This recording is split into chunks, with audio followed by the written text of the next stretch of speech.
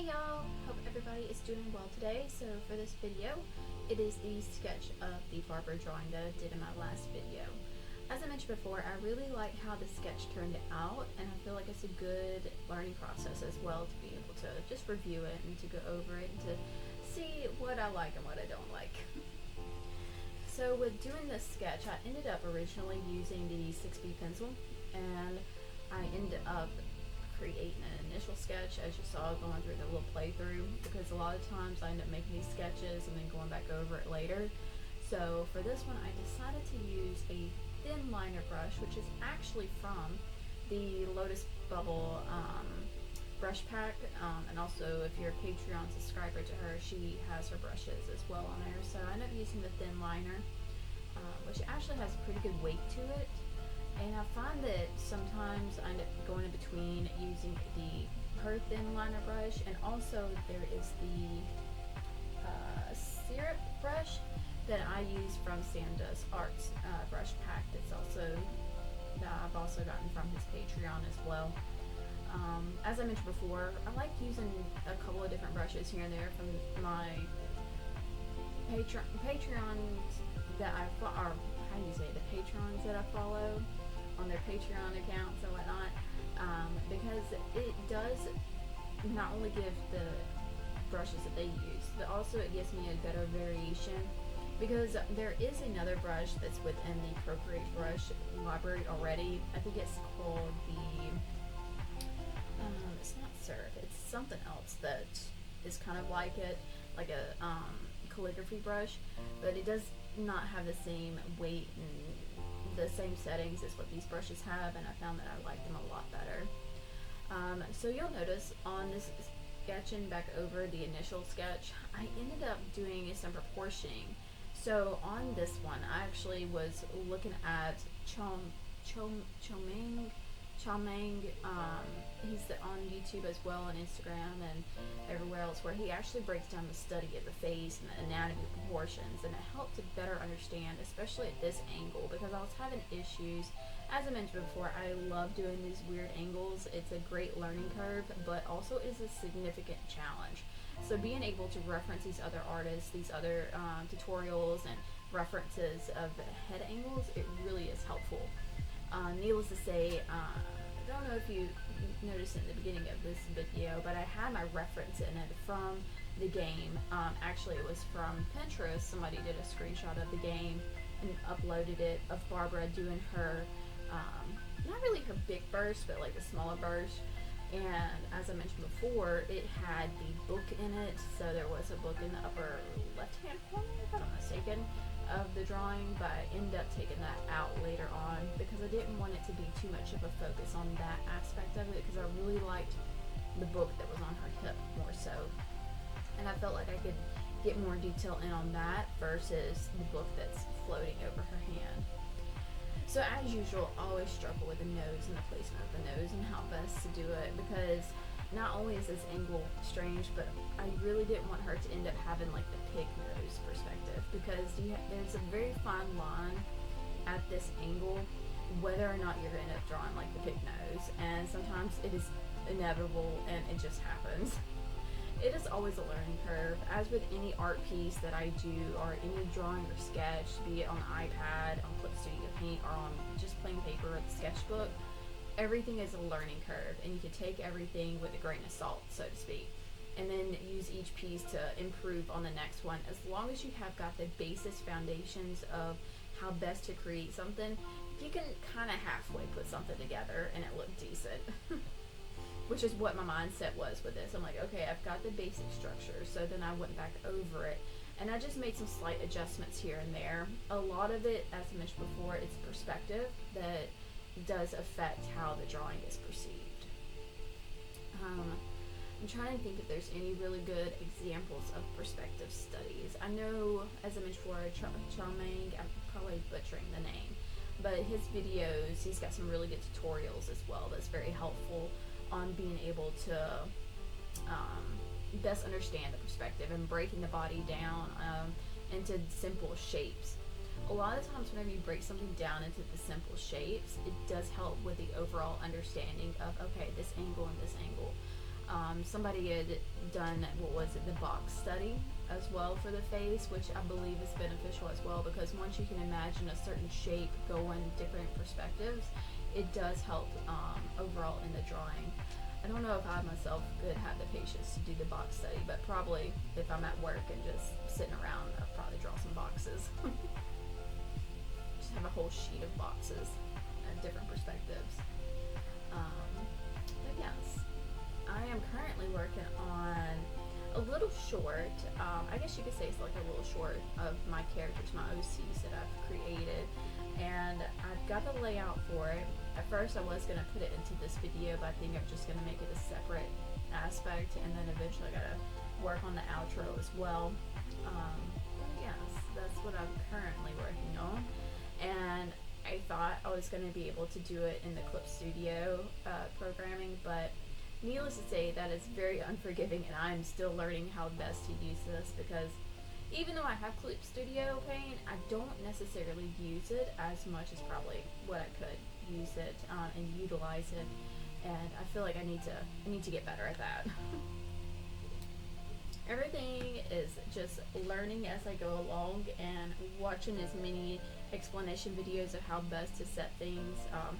It took me forever to realize that the pen settings, to be able to change those, and I figured out how to do that, and I was like, okay, that's helpful, and like, but to have to keep hitting the keyboard, Clip Studio Paint has got this ability where you can connect your phone to it and use that as a like a little keypad setting. So I'm gonna try to play with that and see how that works, and if it turns out that it works out better, then I'm gonna probably upload some videos of me testing out Clip Studio Paint.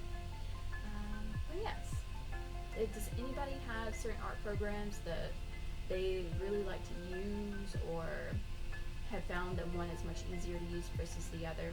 I do like Procreate because it is so user friendly, versus Clip Studio where it has to be on the desktop, or even if it is on the iPad, which I have had it on the iPad before as well.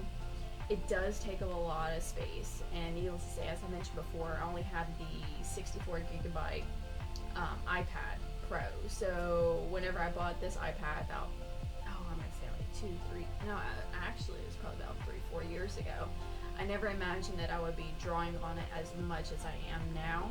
And so probably this time next year I'll look at upgrading the iPad if I continue on this journey of making videos and making art content, which I believe I will.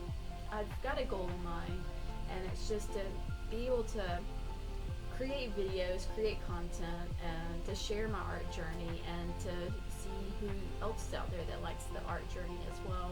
I used to want to do more gaming adventures, but I find that the art is more relaxing for me versus the gaming adventures.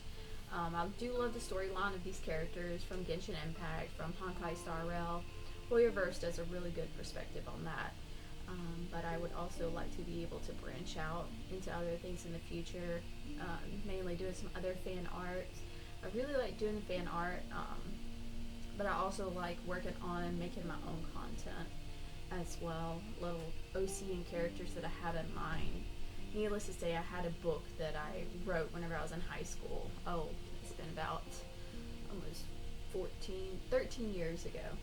Wow, it's been a long time. But I also had the idea of putting that book into more of a manga perspective. So I would love to be able to bring these characters and the storyline and this atmosphere and everything that I've created to life. So maybe in the future I'll do more videos like that. And once I get more confident into perspective, into drawing, maybe I'll upload some little tutorials here and there. I just feel like these videos are helpful in general. Needless to say, I still struggle with the hands and the fingers, and I try to think of them into, especially the fingers, think of them into 3 parts of like cylinders. Sometimes too, if you just take a larger paintbrush size and lay down the foundation of the shapes, that does help as well, and then you can go over that with some line art if that's what you desire to do. But fingers are a challenge. Just in general, drawing is a challenge. It's never just an automatic thing unless you're one of those artistic genius people. Yes, as I mentioned before. the best thing to do with any of it is definitely practice. Speaking of practice, I will most likely be doing a sketchbook practice session where I'm mainly just doing some loose gesture sketches. And I feel like that's also beneficial to be able to do that from time to time, because things like these poses, or even down to the characters and their action poses, it's very helpful whenever you're able to envision the curvature of the body and how the body lines up, because it's not just a straight line. The body has got curves, it's got movement, it's got purpose. So whenever you're able to put down these lines and these shapes with purpose, it does help to convey the message that you're trying to get across. Be it an action pose or a running pose, or even as I have here in Barbara, having her hand up and having the movement in her dress. It's also in knowing that the body and the proportions of that as well is very helpful. Although I will say for this one, a lot of the movement is assisted with things like the way her hair lays, or the way in the angle that the book on her hip is pointed, how her skirt kind of flares out. All of these things help to bring a perspective and an understanding of what is happening in this image. And things also like lighting. Lighting can help to empower a piece so much, and sometimes just having your basic shapes and a very powerful lighting aspect, it really can make the difference in understanding the context of a piece. That's something else I've got to really practice on, is the lighting perspective and figuring out how bounce lighting works the best, and the ambience light and things of that nature, and to once again be able to put down the confidence of the shapes and the line language and the color language. Art in itself is a language by itself. Like it's so amazing what can be interpreted, as I've mentioned many times before, just from a couple lines being put down, or a color contrasting each other, or complementary colors. Like just the amount of feelings that can be conveyed with a piece, it's astronomically amazing. Like it's unbelievable. I know that there are some artists out there that does utilize AI for their art. Needless to say, although they do that, it really puts a hinder on the piece, being that certain lines are not conveyed, certain shapes, a continuation of something is not seen or perceived from the piece. And I understand people using AI to make art, and many people do like the way it looks, which I'm not gonna lie, sometimes it is very appealing. But you have to be able to understand the structure of things, I feel like, to be able to put a correct piece out there. You don't want to have a piece and the proportions is off the wall crazy and it just doesn't seem right. You'll be like, you're looking at it and you're like, something is off. And a lot of the time it is proportion, anatomy and aspect, things of that nature. Now whenever I mean anatomy, I'm not talking about the anatomy structure of going down to the bones or the tissue or the muscle layers, the fat layers, any of that. I'm not speaking of that. I'm just meaning like the body shape as far as anatomy. And I guess really anatomy would also be part of the thinking of how things are in proportion together, like the size of the forearm and the upper arm, it should be the same when drawing. A certain distance from one part of the body to the other should be relatively, say, 2 heads apiece kind of thing.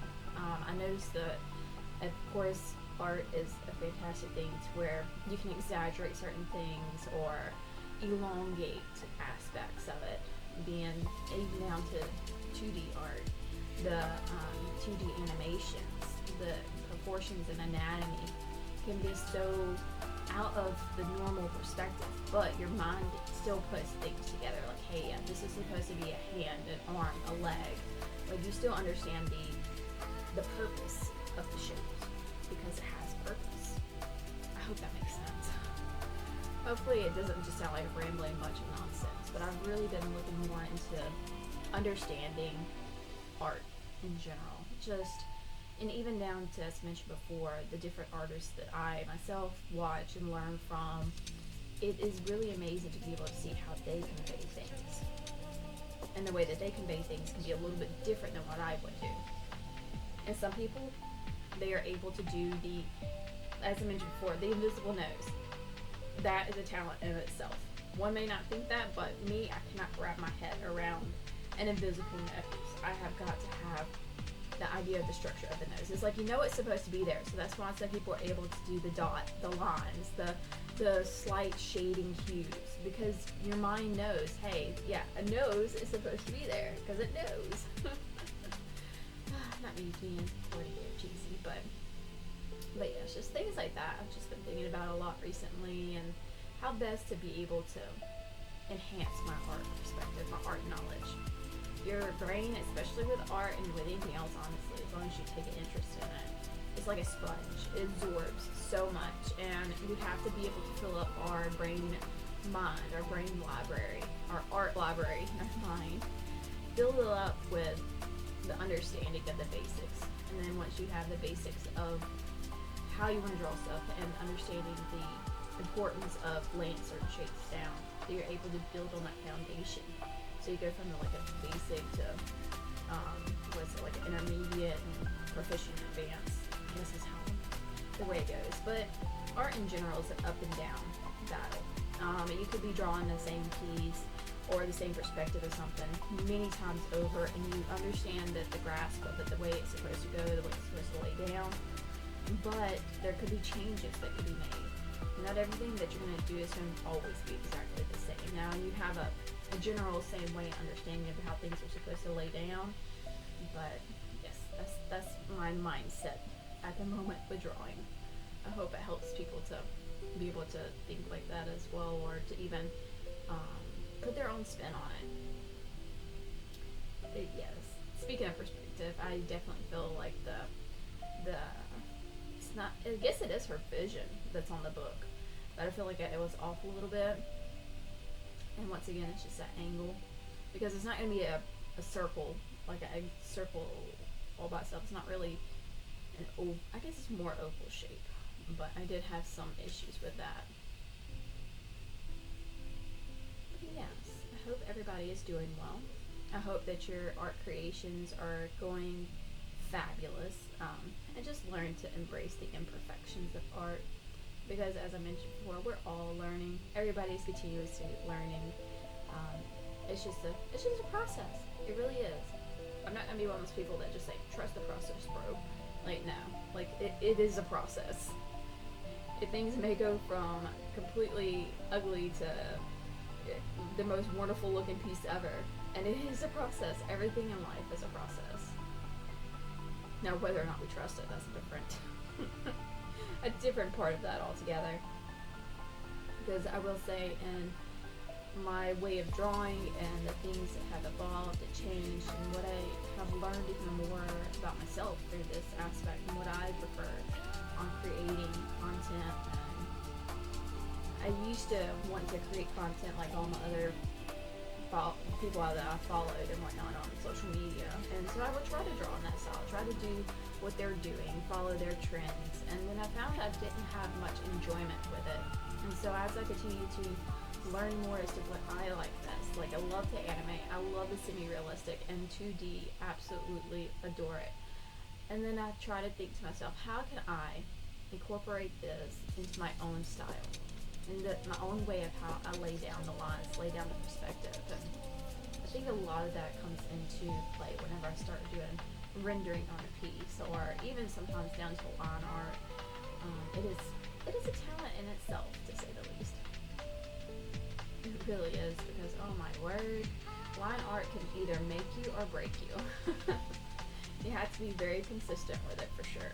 It's not something that you just pick up right away, because sometimes some things look really good in line art, and other times I'm like, what in the world did I just create? Once again, that's that up and down roller coaster of creating art.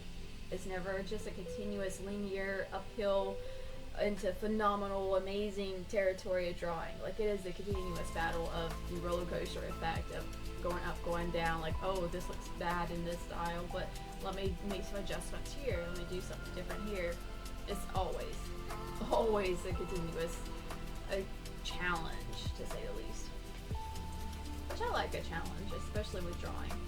to be able to like have an idea and an understanding of how something is supposed to be, and then to bring that into reality and to bring that perspective out, you're like, wow. It's just it has that sense of accomplishment.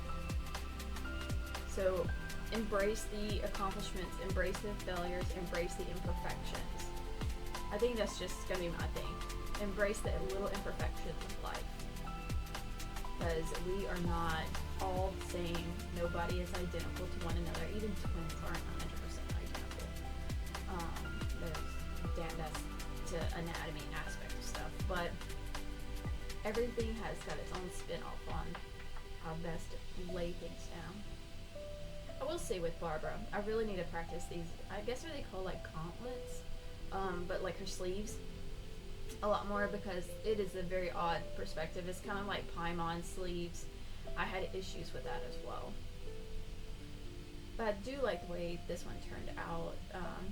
I probably won't sketch her for a little while now, because as I mentioned before, this month of July has got a lot of characters to draw out from Genshin. I still have got a couple other pieces from Honkai Star Rail that I have in mind that I would like to complete.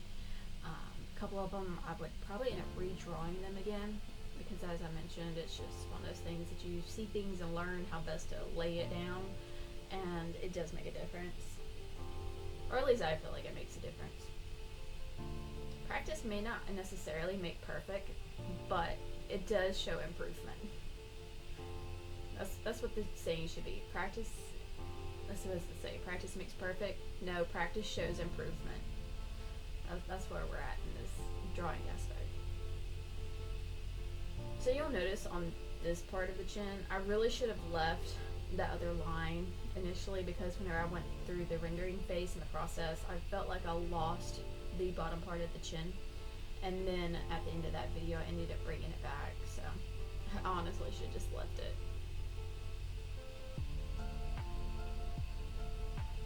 Because it's one of those things that you're not going to have the official, like, real definition of it, but honestly, in the reference, because of her anime perspectives and the way the head was, it kind of offsets off the neck a little bit, so.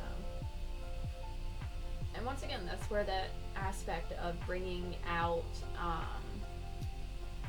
certain small details.